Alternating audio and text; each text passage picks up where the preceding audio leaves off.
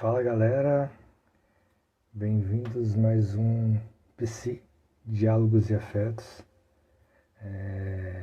Hoje a gente vai conversar com a Vanessa Valentim. Ela tá entrando aqui.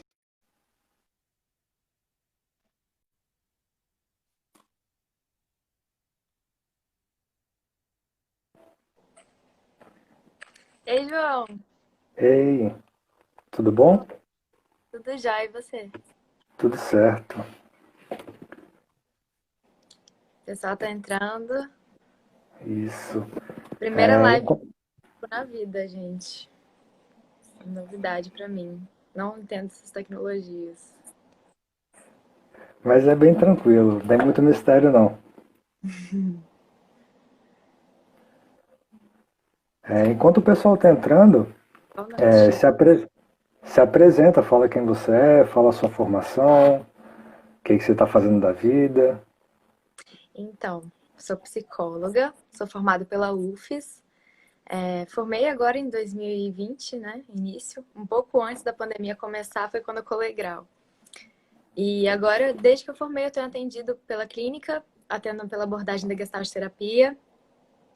Durante a minha formação, eu me envolvi bastante com estudos de suicidologia.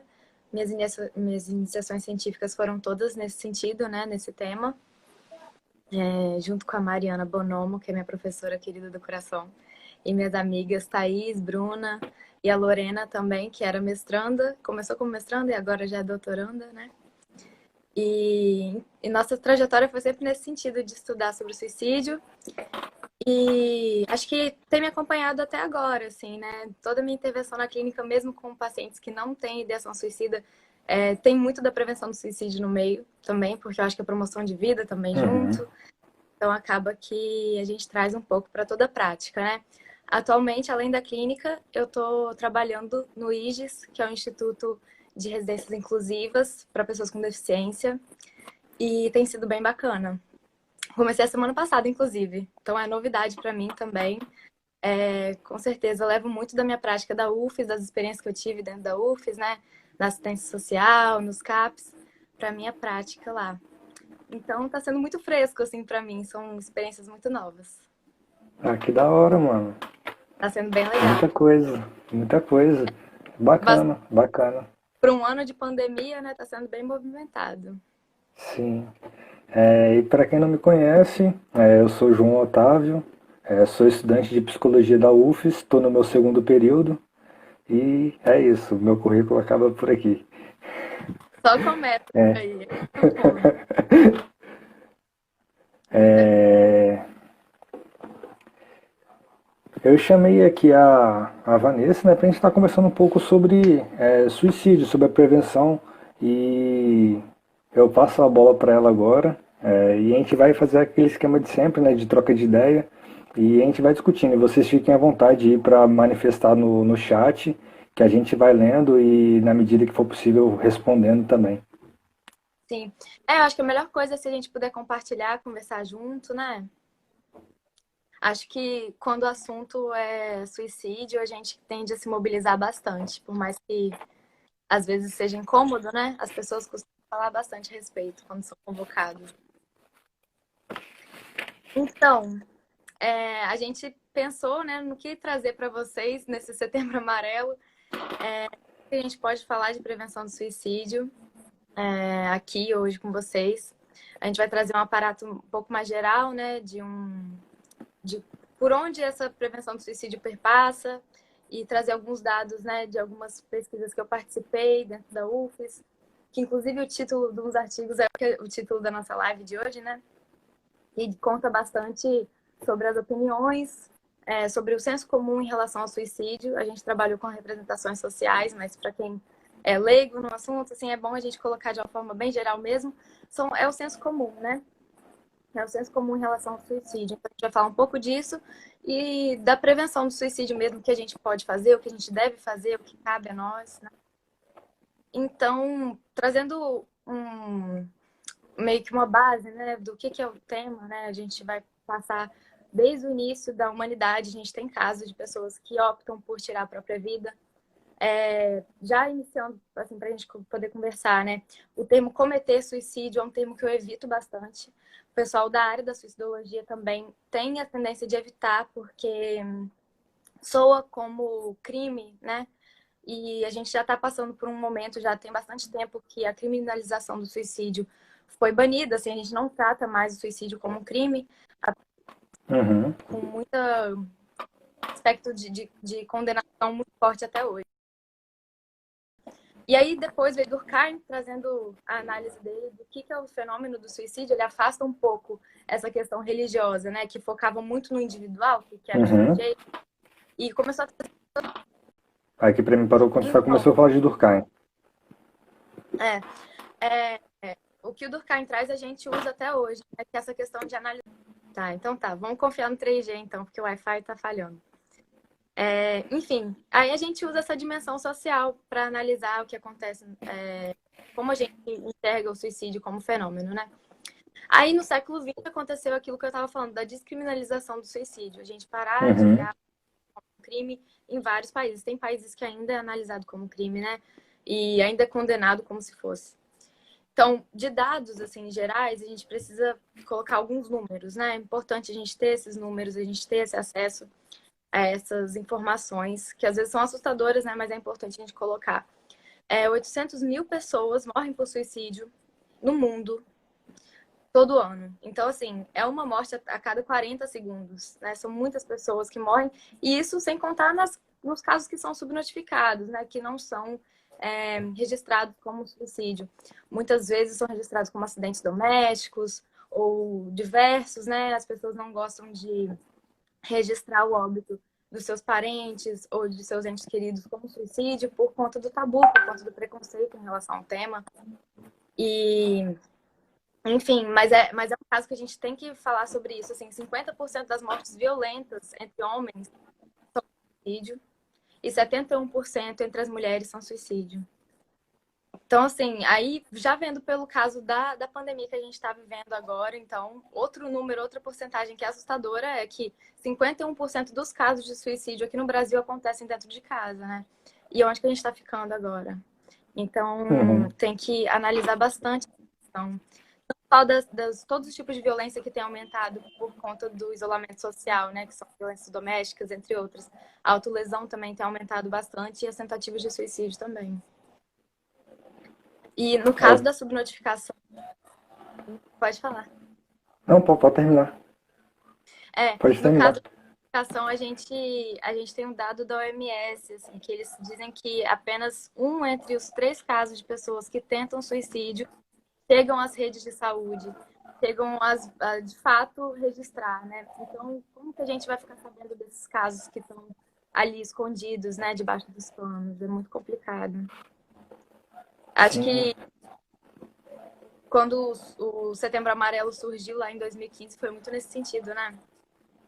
Para a gente poder falar mais a respeito disso. sim, sim. E de fato é necessário a gente de fato conversar, né? A gente tem muito receio de falar de suicídio, né? Tem um tabu enorme que a sociedade tem de fato conversar sobre isso, né? E fica de fato muito reservado para setembro, é, Uhum. desde 2015, né? E ainda assim se fala muito pouco, a gente não aprofunda de fato no assunto, como ele deve ser falado, né? E eu acho que a gente pode começar, assim, né, dando continuidade, né, a gente falar do suicídio para além de um ato que a pessoa ela comete, né, mas ele é um ato social, né, ele não é algo separado da sociedade, não acontece assim por acaso, né. Sim. Então a gente tem uma questão social nesse sentido que precisa ser analisada, né. Uhum. Com certeza. Porque é um diagnóstico, né? Igual o Durkheim aponta, é um diagnóstico social. Aí, o que Melissa falou agora aqui nos comentários, que ela falou que realmente tem um discurso muito raso no Setembro Amarelo sobre o suicídio. Eu também percebo isso, Mel. Mas eu acho também que, assim, igual o João falou, né? Setembro Amarelo virou um momento de se falar sobre suicídio, só que muitas vezes as pessoas estão muito mais falando Nossa, é aquela questão muito mais a fofinha, né, do suicídio, trazer a questão da empatia, trazer essa questão, né, muito mais romantizada, talvez, né, de algumas questões que não são tão dolorosas pra gente lidar, né? Tem questões que são muito mais dolorosas para lidar do que a empatia hoje em dia, né? Ah, meu, mandou mais alguma coisa aqui. Tentar salvar vidas, por um lado, acaba oportunizando outros serem perdidas devido à precariedade de mobilização coletiva. Sim, com certeza. A gente vai trazer muito esse debate hoje, né, João? Que a gente pensou assim, que tipo de vida a gente está valorizando? Quando a gente fala de Uhum. valorizar e de proteger a vida, né? Que tipo de vida é essa que a gente está protegendo? Qual qualidade dessa vida? Para que vida essa pessoa que tenta suicídio e não chega às vias de fato, para que vida ela retorna, né? E, e indo nesse sentido, né, a gente tem essa questão do debate e do silenciamento, né, sobre esse assunto. A Vanessa travou aqui de novo. Ai. Voltou? Tô te escutando. Não tô te vendo, não, mas voltei a te ver. Tá bom. Não, essa internet. A gente não conta com essas coisas, né? São os imprevistos. Coisas que a gente tá. Sim, acontece. Enfim. Aí, eu acho que assim, vale a gente falar um pouco sobre o nosso estado também, né? Assim, o que a gente vive, né? O suicídio aqui em Vitória, aqui no Espírito Santo, é muito ligado à Terceira Ponte, né? Sim, Então, a gente bastante. tá demais. E, e sempre, assim, das coisas que eu vejo, né, inclusive no artigo da pesquisa, né, que você mandou, falava dessa questão de fato de uma falta de empatia, né, quando esse ato, né, ele tá no âmbito público, como a terceira ponte, né, ele é um ato que de fato fere a gente, né, então a gente não quer ver, tipo, é algo que está atrapalhando a gente, atrapalhando a nossa vida, atrapalhando o nosso transitar, né, de uma cidade para outra, e as pessoas pouco se preocupam com aquela pessoa que está ali de fato, né? É como se não Sim. tivesse importância nenhuma aquela pessoa, né? É só alguém que está atrapalhando o movimento da cidade, né? Tipo, quer tirar a vida, tira dentro de casa, ou pula logo, tipo, para de atrapalhar a minha vida, tipo, e não tem uma sensibilidade da população em si com essas pessoas, né? Probleminha técnico, essas coisas a gente não conta, mas acontece. A gente estava falando sobre suicídio na Terceira Ponte, né? Isso. Lista do incômodo. É, Então, quando entra nas vias assim, de ser um suicídio mais público, né? Entra nessa parte do incômodo por ser uma morte escandalosa, né? Mas ao mesmo tempo, quando a morte é secreta, o suicídio ele é secreto, ele acontece dentro de casa, naquele ambiente muito fechadinho. Muitas coisas escapam também, né? Com certeza, algumas pessoas já receberam imagens, né? De pessoas que se mataram, as pessoas simplesmente divulgam, né? Sem filtro. Sim. Isso é muito perigoso.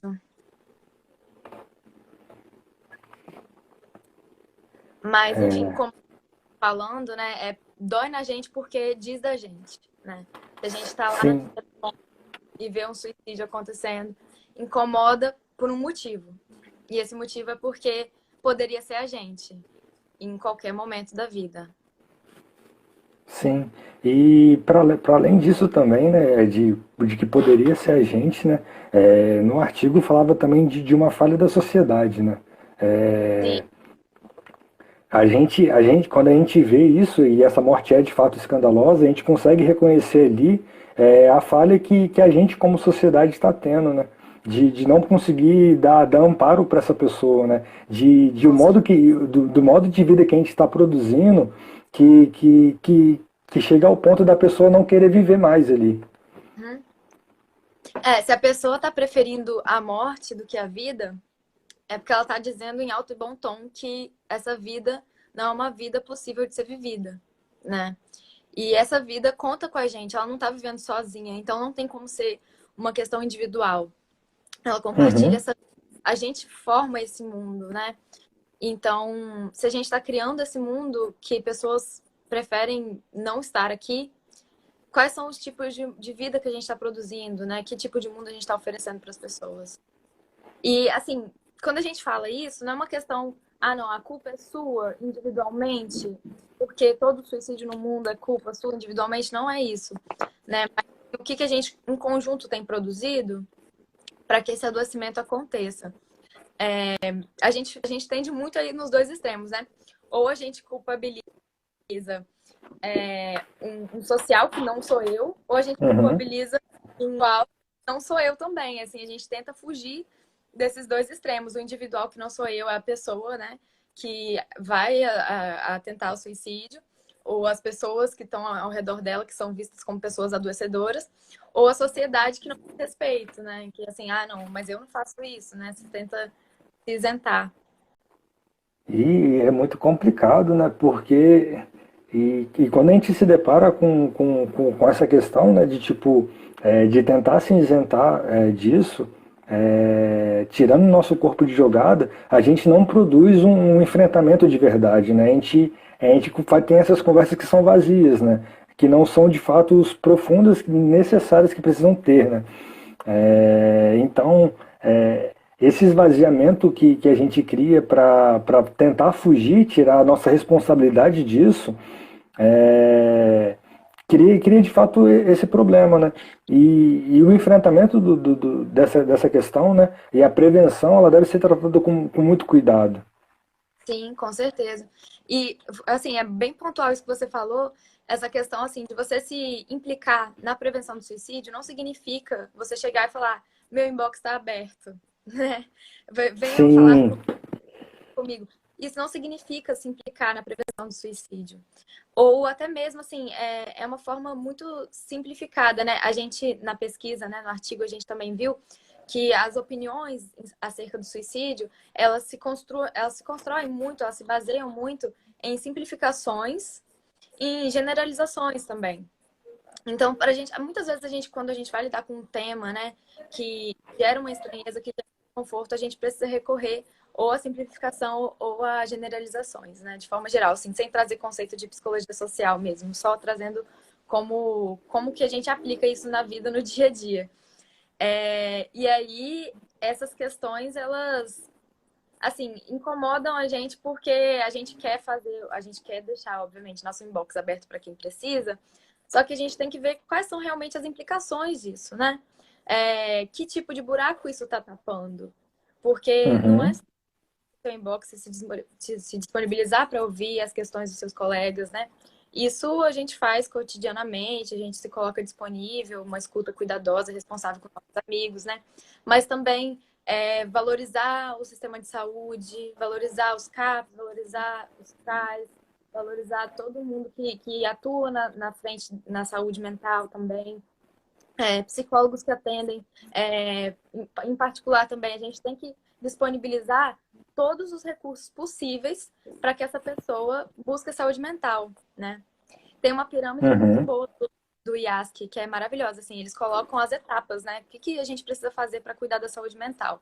Em primeiro passo, para a população em geral, a gente precisa de, no mínimo, garantia de direitos básicos. Então, a gente precisa de acesso à alimentação, abrigo, informação, saneamento básico, isso é saúde mental também, né? E aí, Uhum. depois disso, vem a intervenção comunitária, né? Família, amigos, igreja, todas as bases de apoio comunitária. Depois disso, vem as redes de saúde. Então, os profissionais da saúde de forma geral, para depois vir a atenção especializada de psicólogos e psiquiatras. Então, assim, é uma rede muito grande, né, que deveria estar aí. E que de fato é muito importante, né? Tipo, criar essa rede de apoio todo, né? Que a gente precisa de fato para fazer um enfrentamento de verdade, né? É, que passa por tudo isso que você falou. E a gente se disponibilizar para ajudar as pessoas que são nossos amigos é muito importante também. Mas a gente não pode simplesmente só parar nisso. Tipo, Com certeza. meu inbox está aberto, ou qualquer coisa é só falar. Não, a gente tem que ir para além disso, né? É importante sim você estar ali presente, estar ali disponível para escutar essa pessoa que está passando por dificuldade, mas a gente tem que ir para além também e conseguir, a partir dessas conversas, conseguir encaminhar essa pessoa para algum lugar, né? Que tem, a Vanessa falou aí, tem vários lugares aí que faz parte dessa pirâmide, né? Que ajuda no processo da saúde mental, né? Para a gente se cuidar. Com certeza. Autocuidado é bem complexo, né?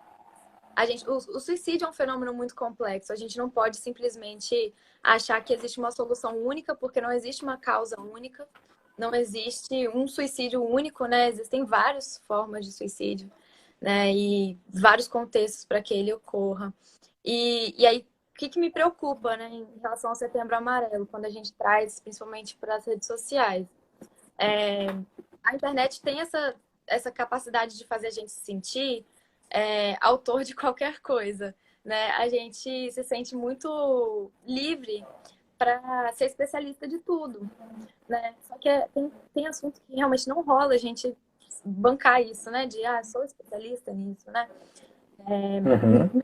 Estudei suicídio bastante tempo na faculdade, que foi o que eu mais me interessei. E mesmo assim, vale dizer, né? Não estudei dentro de matérias obrigatórias nem optativas. Eu tive o privilégio de poder estudar suicídio dentro da faculdade, porque as minhas professoras, minhas orientadoras, buscaram isso, né? Elas queriam esse tema e era um tema que sempre me interessou, desde criança, inclusive. Então, quando eu vi que estava disponível a vaga para iniciação científica, eu fui, corri, peguei. Mas não é uma coisa que se discute dentro da faculdade. Isso é muito problemático dentro da faculdade de psicologia. Não se falar sobre suicídio em uma disciplina obrigatória é bem sério. Sim, é muito complicado mesmo. A Nath, ela falou aqui, né, nos comentários, é, de, de, de que a gente não se fala muito de atendimento psicológico fora de setembro, né? É, e a gente não faz uma defesa, e raramente é visto uma defesa do fortalecimento das políticas públicas, né? Na live que eu fiz com ela, a gente falou muito dessa questão do autocuidado, né? E dele estar realmente muito ligado com as políticas públicas, né? Com a saúde básica. E que a gente tem que fazer um enfrentamento nesse sentido de garantir para a população essas políticas públicas, né? Junto a isso também a gente, é um modo de enfrentamento contra o suicídio, né? É um modo de a gente enfrentar, de a gente prevenir e garantir às pessoas de fato uma saúde mental mais plena, né? Sim, com certeza. Faz parte da garantia de direitos, né? Também porque eu vi um post, acho que inclusive foi a Natália que compartilhou e depois eu vi, estava fantástico assim, o que eles explicaram em relação a isso, porque estava sendo dito assim, de quando você só fala em terapia também, em uma terapia, né, convencional, aquela terapia particular que se faz em clínica, isso é muito bom, né? Quem pode fazer esse tipo de atendimento, né, deveria ser para todos. Mas a gente tem que pensar na prevenção do suicídio da nossa população de forma geral, não só em pessoas que têm a possibilidade de procurar um consultório de psicologia, né? Sim. Então, que tipo de vidas, voltamos para a mesma pergunta, que tipos de vidas nós estamos protegendo e valorizando? E, assim, em termos de pensar que a prevenção do suicídio, ela não ocorre só no momento que a pessoa tenta o suicídio, ou no momento que ela tem uma ideação suicida, ela tem que ser no sentido de prevenir as causas do adoecimento, né? As causas do suicídio, as Sim. milhares de causas, né? A gente tem que estar atento de que, obviamente, a gente tem que proteger os trabalhos que os bombeiros fazem em termos de proteção das pessoas, em termos de prevenção do suicídio, do ato de contenção, é fantástico. Eles têm um trabalho exemplar, assim, então de parabéns mesmo. Assim, eu acompanhei alguns bombeiros em algumas palestras nesse momento de Setembro Amarelo, tem bastantes, né? Congressos, Uhum. enfim. E eles têm um trabalho exemplar mesmo, que a gente tem que realmente agradecer pela participação, mas a gente tem que pensar nas raízes, né? Não a gente Sim. silencia só o sintoma, né? O suicídio ele é um sintoma. A gente silencia só o sintoma, a gente não silencia os transtornos. E, e aí que a gente volta na questão de fato, né? De tipo, é um ato social, né? tem uma causa social ali envolvida, né? Então a gente precisa de fato ver o que nessa sociedade tem adoecido bastante as pessoas a ponto delas quererem desistir da vida, né? E aí que de fato é o problema, porque não tem de fato só uma causa, né? São várias causas, né? Mas que tem um entrelaço social aí envolvido. Então a gente tem que trabalhar muito duro para de fato garantir essas políticas públicas, né? Porque aí a gente consegue garantir uma saúde mental para as pessoas, né? Um acesso ao cuidado, o autocuidado, né? Para que elas possam realmente se cuidar, para que elas possam mesmo, de fato, vivenciar uma vida que de fato seja garantida, né? E não só Sim, para aquelas pessoas que têm acesso a um psicólogo particular que é um serviço caro, né? Não é para todo mundo ainda. sim, é verdade.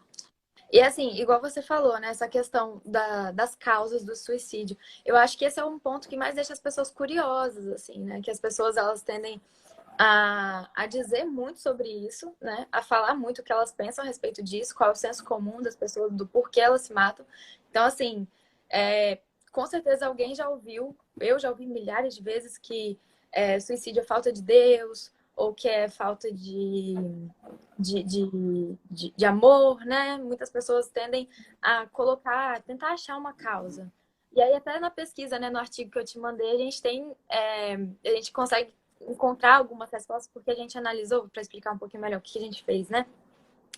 A gente analisou respostas de usuários do Facebook em páginas de jornais capixabas. Então, a gente pegou muitos termos, né? A gente analisou tudo, rodou tudo no programa. E a gente conseguiu pegar algumas categorias. E aí foram principais 3 categorias, né? De que as pessoas conseguiram observar e analisar o suicídio. Uma delas era essa, em relação à terceira ponte, né? Como as pessoas olhavam o perfil, né? Quem se mata e por que se mata? A pessoa que se matava na terceira ponte, de acordo com esses comentaristas do Facebook, são pessoas egoístas que estão ali para atrapalhar o cotidiano do trabalhador que quer chegar em Vila Velha, ou em Vitória, enfim, né? No seu destino e que está como um incômodo e um gasto para o Estado, principalmente quando se pensa em proteções possíveis que se coloca na terceira ponte. Então, assim, esse é o estereótipo da pessoa que tenta suicídio pela vista das pessoas que estavam falando da terceira ponte. No outro lado, teve os comentários das pessoas que analisavam de uma forma religiosa, né? A forma religiosa tinha, tipo, várias variáveis, né? Dentre elas, a condenação, né? Se a pessoa que tenta suicídio vai para o céu ou para o inferno. E aí um tribunal no Facebook, que ao mesmo tempo que era um tribunal, dizia que só Deus pode julgar, né? Mas ao mesmo tempo estamos lá julgando, então o que estamos fazendo, Sim. né?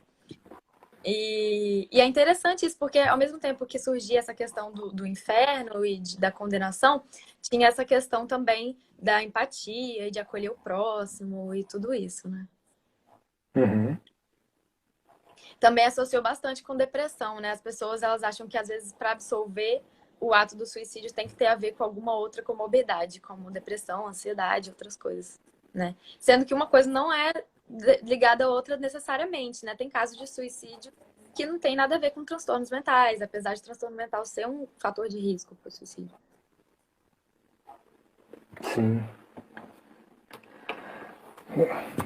É de fato muito complicado mesmo tudo isso, né? Porque não é algo que a gente consegue é, palpar, né? Não é algo que é palpável, assim. É muito é muito tangente, né? A gente não consegue, assim, não é algo que é muito concreto, né? As razões, os motivos, né? E de fato a gente fica imaginando, né? Pensando o que poderia ser, o porquê, né? E mas isso não resolve, né? Tipo, isso não. Por mais que a gente faça isso por curiosidade, a gente tente achar razão para as coisas, né? Isso não resolve a questão, né? É, e tá, e eu com isso, né? Como o título dessa live, né? Tá, e as minhas implicações nisso, né? O que eu devo fazer para que isso mude ou para que realmente evite de que isso aconteça mais vezes, né? Sim.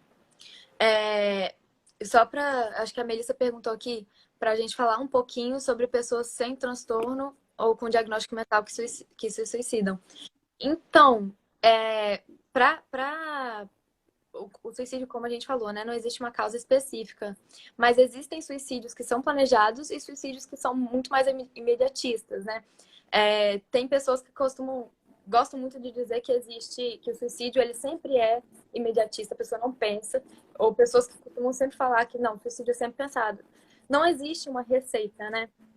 Então, a pessoa ela pode não ter nenhum tipo de transtorno, mas, por exemplo, passar por um evento traumático, uma perda, por exemplo, né, um luto, ou alguma coisa, alguma desorganização naquele momento que leva ela a tentar contra a própria vida, né?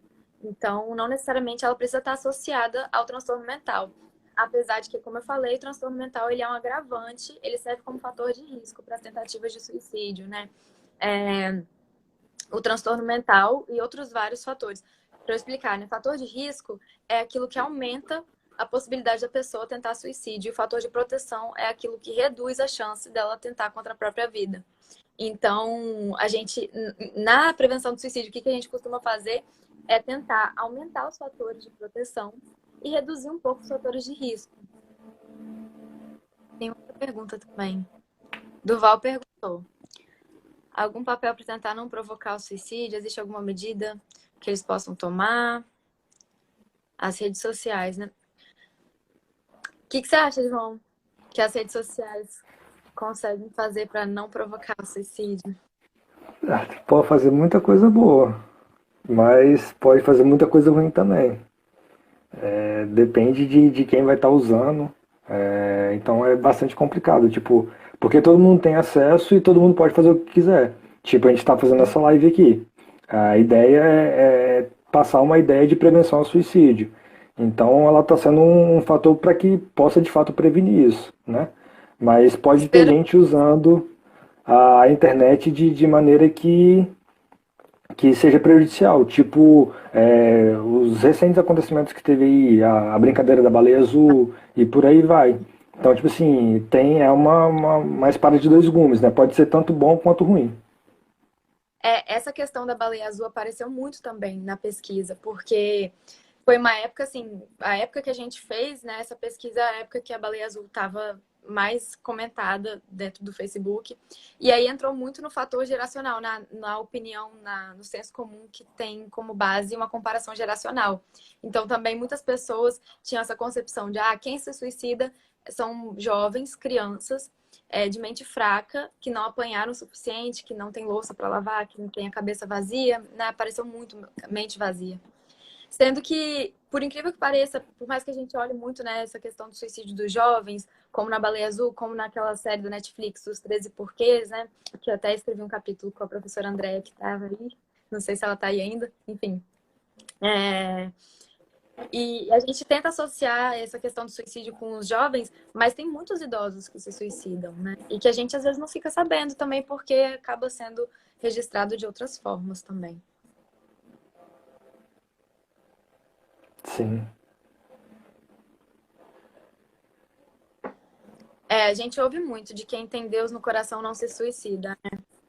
Porque tem essa questão da vida ser uma dádiva de Deus, né? Ser um presente que a gente tem que resguardar, tem toda essa questão. Isso aparece até para pessoas que não são religiosas, para pessoas que Seu não áudio têm está religião. travando um pouquinho.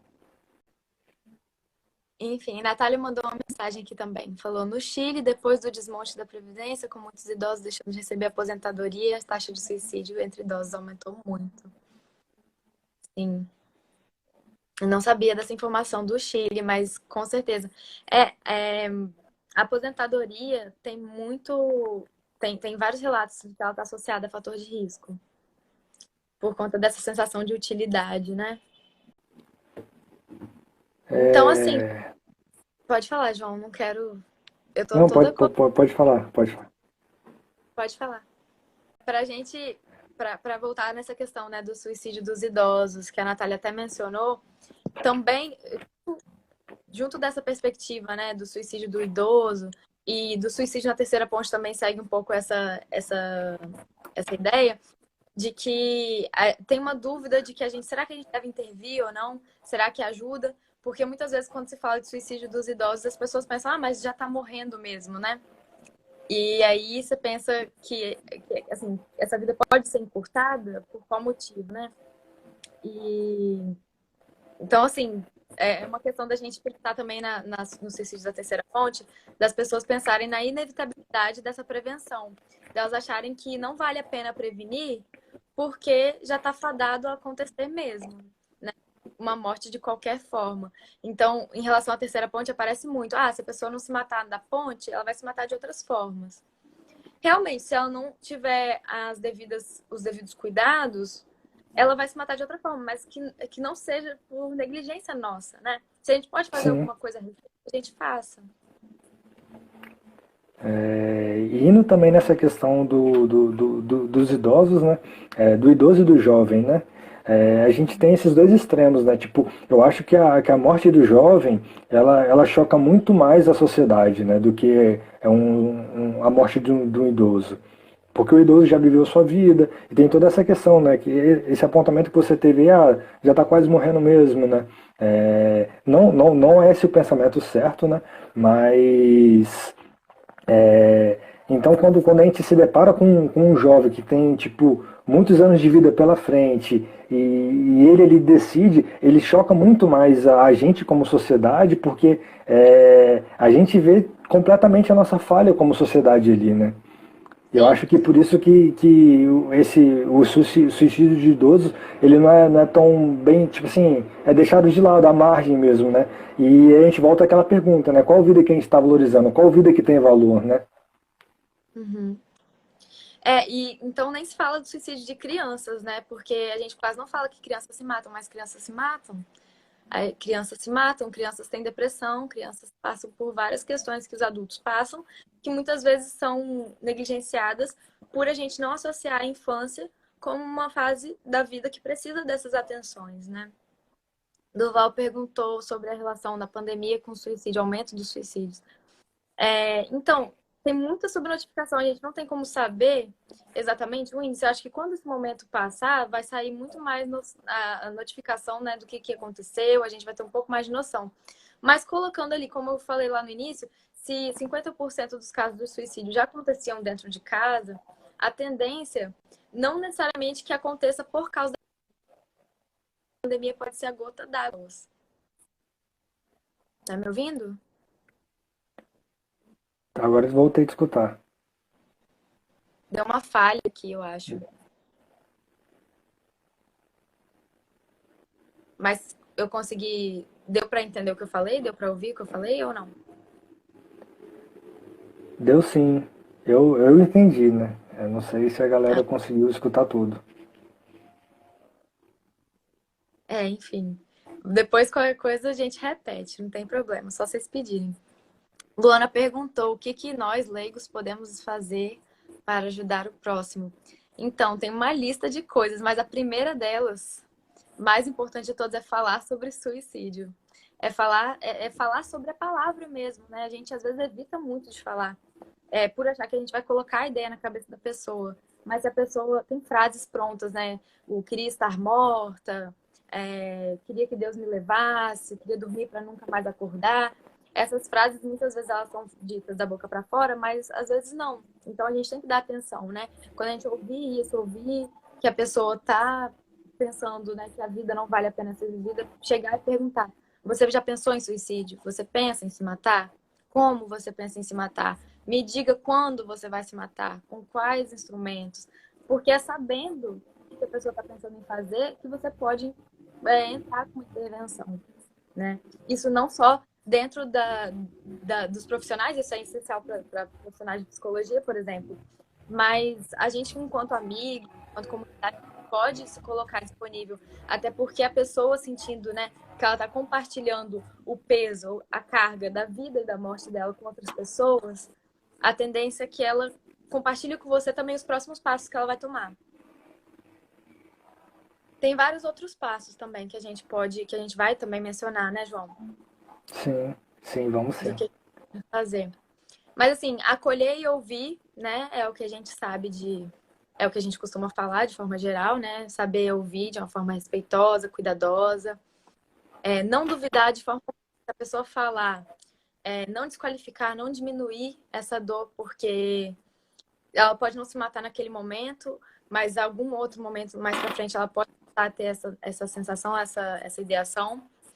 E assim, se você achar, essa pessoa tá querendo chamar atenção, a gente começar a se questionar. E se ela tá querendo chamar atenção, qual é o problema? Né?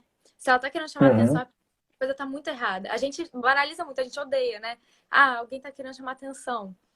Mas às vezes é realmente, ela tá querendo chamar atenção, né? O que a gente faz com isso?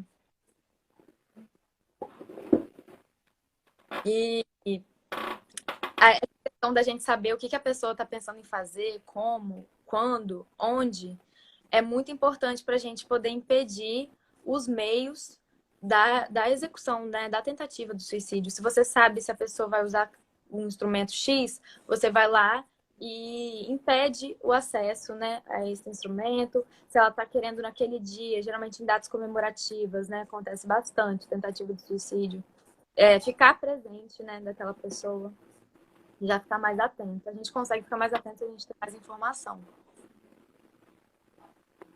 É, e assim, oferecer ajuda, né? Oferecer apoio psiquiátrico, psicológico, isso, né, que a gente está falando. Sim. Além de, tipo, tem maneiras gratuitas, né, de conseguir ajuda, né? A gente tem a CVV, né, no 188.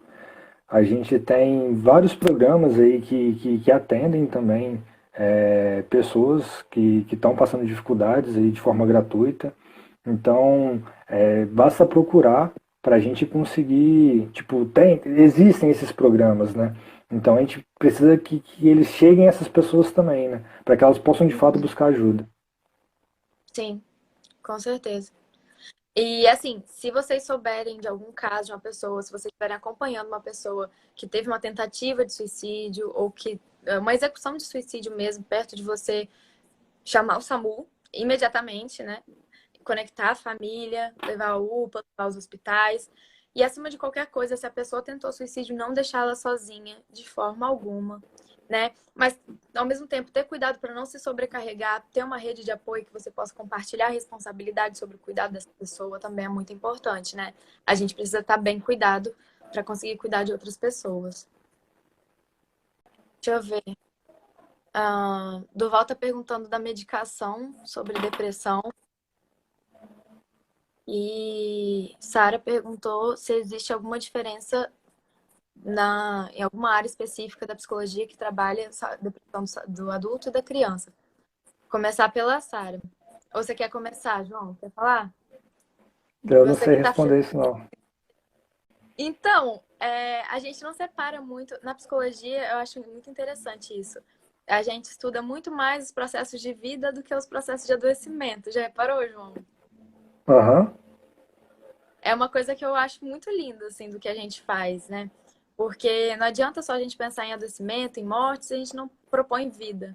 Pelo menos a nossa formação na UFES é muito nesse sentido. Então, assim, a gente tem a psicologia do desenvolvimento, que vai olhar o desenvolvimento infantil, que geralmente é as pessoas que trabalham com crianças, né? Estudam mais psicologia do desenvolvimento. E a questão da psicologia, que a gente é voltado para a clínica do adulto, é algo que é mais geral, né? Porque adulto não é visto como uma fase do nosso desenvolvimento, geralmente, né? A gente, de forma geral, a gente pensa que o adulto é o normal. Criança, idoso e adolescente é o resto, né? Adulto, basicamente, tudo é feito para ele. Basicamente. E, enfim, aí sobre a medicação, tem algumas medicações que estão atuando na depressão, né? Algumas são muito eficientes no sentido de reduzir as tentativas de suicídio também. Tem uma pesquisa que mostra, a Fiocruz até disponibilizou isso, como que o lítio está sendo utilizado para prevenção do suicídio. Mas é sempre muito delicado, né, gente? Tem que ter muito cuidado com medicação. Principalmente em caso de ideação suicida, a medicação pode ter um efeito contrário, né? Sim. E eu acho que é muito importante essa questão da medicação, né? Eu falei também na live com a Nath, né? A gente precisa de fato de uma receita médica, né? Não é se automedicar, não é ir atrás desse medicamento por conta própria, né? Mas se for fazer uso, se for necessário fazer o uso, né? É que eu acho que nem sempre vai ser necessário fazer o uso, mas quando for o caso de fazer o uso, né? É, fazer o uso com as recomendações médicas, né? E não por conta própria. Uhum. Até porque quando a gente usa muito, geralmente remédio por conta própria, é muito para finalizar para tipo acabar com o sintoma, não é para tratar o transtorno. E aí, então a gente sinaliza o sintoma, a gente acaba com ele, finaliza ele. Só que ali continua a questão sem trabalhar, sem analisar, sem aprofundar, né? A terapia entra muito nesse sentido para você olhar a fundo o que está levando ao desenvolvimento do sintoma. Mas a gente vai lá, acaba, coloca aquele sintoma para debaixo do tapete e fica com aquele transtorno mal resolvido, né?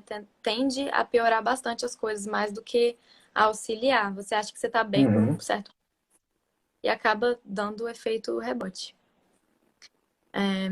Luana perguntou: sinais de alarme para suicídio variam muito de acordo com a faixa etária? Então, depende, varia muito com as pessoas, né? Individualmente, os sinais eles são muito diferentes. Mas, de forma geral, tem muito a ver com o sentimento de solidão e de desesperança, mas costumam se, assim, as pessoas, independente da faixa etária, costumam anunciar, costumam falar aquelas frases, né? Que eu disse, frases que a gente costuma achar que são frases para chamar atenção. Uhum. A gente chegou a um ponto, há um tempo atrás, algumas pessoas falavam, a pessoa que diz que vai se matar não se mata, né? Hoje a gente sabe que a pessoa que diz que vai se matar, ela se mata em algum momento, ou ela tenta se matar em algum momento. Então, se alguém chega para você e fala disso, é para você realmente acreditar, né? Pegar essa informação, fazer alguma coisa a respeito dela. Conversar com essa pessoa a respeito disso. E Sim, assim, é importante que a gente mostre a pessoa, independente da faixa etária, que existe alternativa, né, João? sim. Muito importante isso. É, porque quando a pessoa está desesperançosa ali, né? Ela ela não vê razão de continuar viva, né? Ela tem, de fato, tá querendo sair desse lugar que ela tá, né? Então, se a gente apresenta uma possibilidade diferente daquilo que ela tem vivido, é uma possibilidade de uma saída, né? Sim. Quando a pessoa ela pensa em suicídio, ela não está querendo necessariamente matar a si mesma, ela está querendo matar o tipo de vida que ela está tendo. Se a gente conseguir oferecer para essa pessoa outras possibilidades, né, outras formas de se viver, muito provavelmente ela vai buscar isso, porque o suicídio é uma última escolha, é um último recurso. E eu digo isso que é um último recurso porque realmente é um recurso que a pessoa vê para a dor, não é uma saída e não é uma solução, né? Mas quem somos nós também para julgar, caso essa seja a última escolha possível de alguém? Então, a gente também saber acolher, caso você tenha alguém que morreu, né, por suicídio, a gente tem que acolher as pessoas que perderam pessoas por suicídio também. Geralmente são pessoas que ficam muito estigmatizadas, que sofrem muito, até inclusive de ansiedade, ou tentam suicídio depois, pela culpa, né, de não ter notado sinais, pela culpa de não ter conseguido se despedir, né? É uma morte. A Karina Fukumitsu é uma das autoras que eu mais amo. Ela é fantástica. E ela costuma dizer assim, quando uma pessoa se suicida, quando um suicida chega aos atos, né? Quem tá matando quem? Ele tá matando quem? Ele tá matando a si mesmo? Mas ao mesmo tempo ele mata uma parte de várias pessoas, porque todo mundo morre um pouquinho, né? Quando acontece um suicídio. Mais do que outras mortes, né? É uma morte muito específica, é uma morte de escolha. Então é um luto muito diferente. Então essas pessoas elas merecem um cuidado especial. Sim. Vanessa, a gente está nos últimos 3 minutinhos aqui. Tá acabando, Já infelizmente. tá acabando? Já tá Então vamos acabando. usar para falar dos nossos, enfim. Acho que a gente pode fechar recomendando onde as pessoas podem procurar ajuda, né, João? Sim, sim, importantíssimo. É essencial falar disso.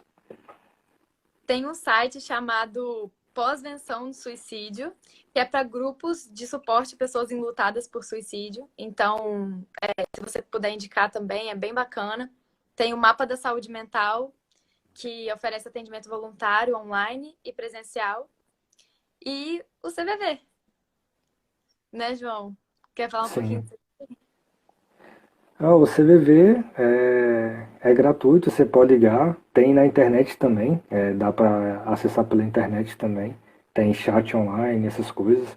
E tem pessoas que são preparadas para conversar com pessoas que querem atentar contra a vida, né? E elas dão todo o suporte, apoio necessário para essas pessoas, para de fato prevenir que isso aconteça. É uma capacitação bem cuidadosa que eles têm lá. Então pode confiar que vai ser uma escuta bem sensível. Só ligar 180, gente. É 188. É, 188, desculpa. Já passei o número errado. Não, liga 188. Eu acho que é isso. Já de antemão, quero te agradecer por ter aceitado o convite para estar conversando aqui com a gente. Foi uma conversa muito boa, apesar dos pesares de ter travado o áudio, esses imprevistos que acontecem de fato, né, a gente não tem controle, mas desde já agradeço de coração, assim, foi uma troca muito boa, foi um conhecimento muito bom, assim, ler as coisas que você mandou para eu poder estudar, e agradeço mesmo, obrigado. Eu que agradeço, João. Foi muito bom poder conversar com você. Foi muito bom poder conversar com todo mundo que participou. É um tema que é muito querido para mim, é muito importante para mim falar sobre isso. Então, toda vez que eu tenho a oportunidade de participar, assim, ainda mais com você, que eu adorei ver suas lives. Tô adorando o trabalho que você está fazendo. Acho que você está trazendo. Você está no segundo período, eu no segundo período não sabia fazer nada. Então, assim, se você está no segundo período fazendo isso, eu mal posso esperar o que você vai fazer quando você formar. Vai estar ganhando o mundo. Obrigado. Se você precisar de mim, tô aí também. Tá bom, Tá bom? muito obrigado. Obrigado, galera. E a gente fica aqui até a próxima. Logo menos eu divulgo aí qual é a próxima live, próximo tema certinho. E é isso. Obrigado, Vanessa. E espero que a gente possa fazer um próximo encontro aí no futuro aí, a gente possa gravar de novo alguma coisa. Prevenção do suicídio fora do Setembro Amarelo também, né? Pode ser uma boa também. Tá bom. Obrigada, É João. isso. Beijo, até a próxima. E a live vai ficar disponível aqui para quem quiser ver depois. Beijo. Beijo.